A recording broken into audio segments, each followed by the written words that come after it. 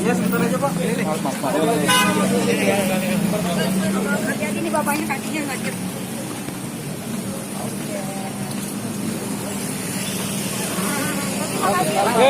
Pak, dikit Pak. Gimana Pak kejadian kemarin Pak? Keadaannya seperti apa kek? Keadaannya seperti apa kek? Udah ketemu Baim belum kek? Iya, dikit kek.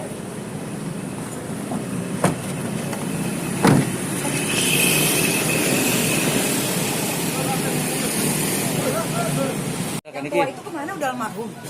Siapa? Yang biasa. Iya, mana dia? Oh dia ada.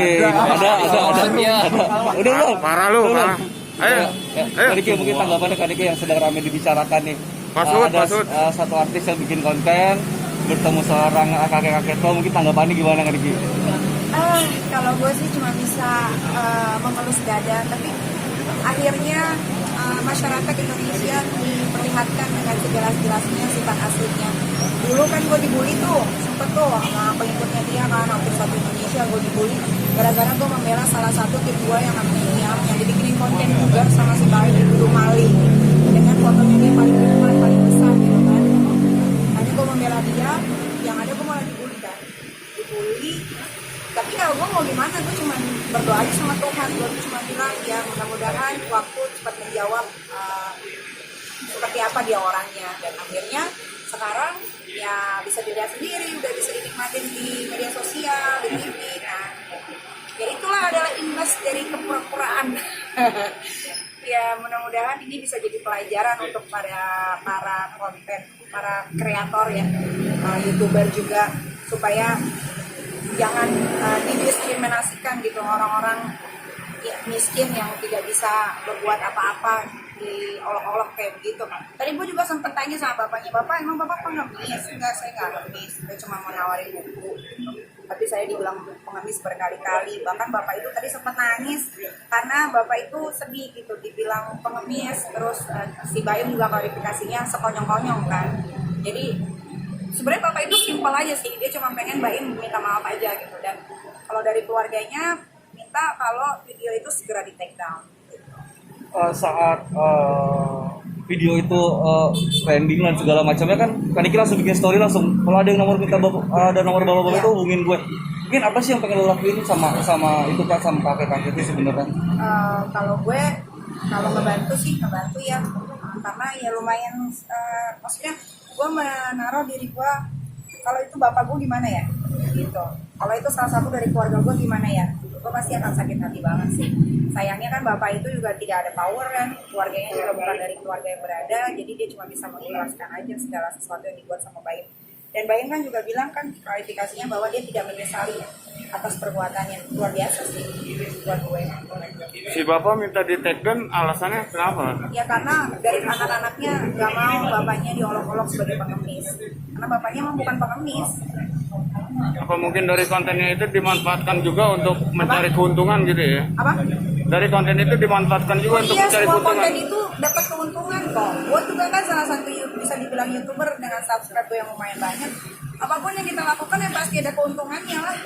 Gitu. Makanya kan gue selalu kasih pelajaran ke orang-orang nih, orang-orang Indonesia ya, khususnya yang gampang sekali terpengaruh dengan perbuatan-perbuatan baik yang ada di media sosial gitu. Itu tidak sepenuhnya baik. Makanya gue selalu bilang kalau berbuat baik tuh gini nih caranya. Jangan lo kasih 500.000, 300.000 terus dijadiin konten terus orang suka dermawan ya gitu kan. Nah gitu. Kalau gue tuh selalu ngajarin orang tuh yang benar-benarnya. Tapi alhamdulillah sih sekarang ya emang karma itu memang sadis ya. Pembalasan dari Tuhan tuh lebih sadis daripada pembalasan dari manusianya sendiri. Jadi ini kan tadi bilang bahwa waktu yang akhirnya bicara ya tentang Baim, sosok Baim yang sebenarnya. Artinya bahwa ini adalah pelajaran besar untuk para kreator semua. Iya. Iyalah, maksudnya mereka mengeksploitasi orang, kemiskinan orang dijadiin konten, tapi ngebantunya nggak pure, ngerti nggak? Nggak tulus ya? Nggak tulus. Kalau emang lu mau ngebantu, ngapain lu ngasih 300.000? Gue beli apaan gitu kan? Walaupun buat mereka udah wah alhamdulillah seneng banget, tapi kita lihat jangka panjangnya. Dulu kan juga bikin konten jangka panjangnya juga dapet kan, walaupun kita nggak upload video duit akan terus ada gitu loh. Makanya gue tuh selalunya kepengennya kalau bantu orang bener-bener gue bantu kalau bisa.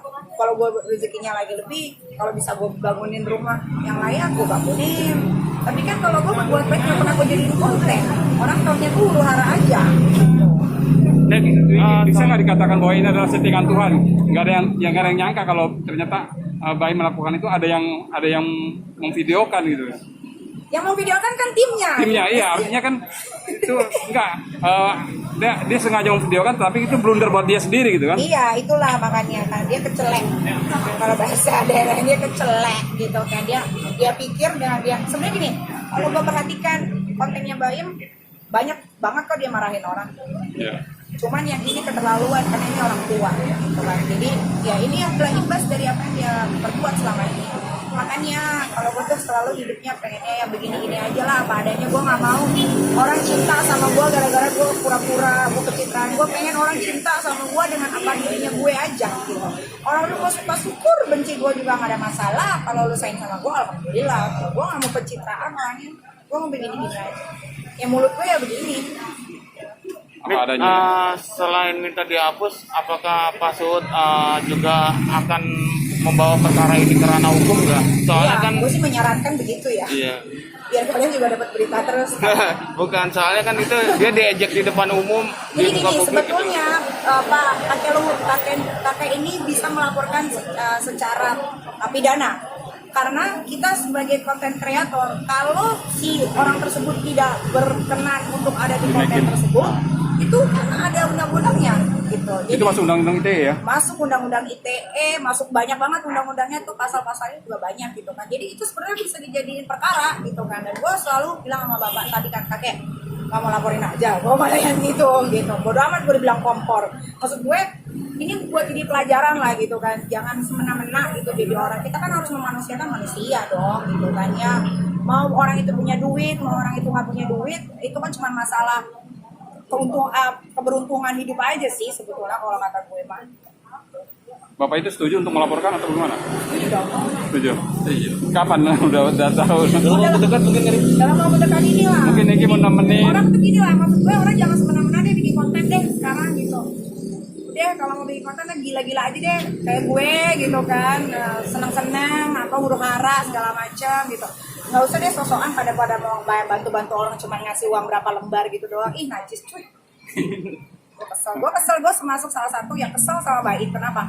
Saat gue dibully dia tidak bicara apapun gitu, dia tidak mengklarifikasi gitu kan. Dan gue akhirnya harus berdiam diri kurang lebih selama 2 tahun ini. Dan akhirnya Tuhan mengabulkan doa gue, dan dia akhirnya tersandung sama ulahnya dia sendiri. Kalau dibilang, lu kok kesel banget? Iya gue kesel banget. Seru kan?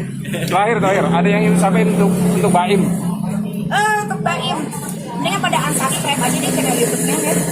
Dan buat puas ya.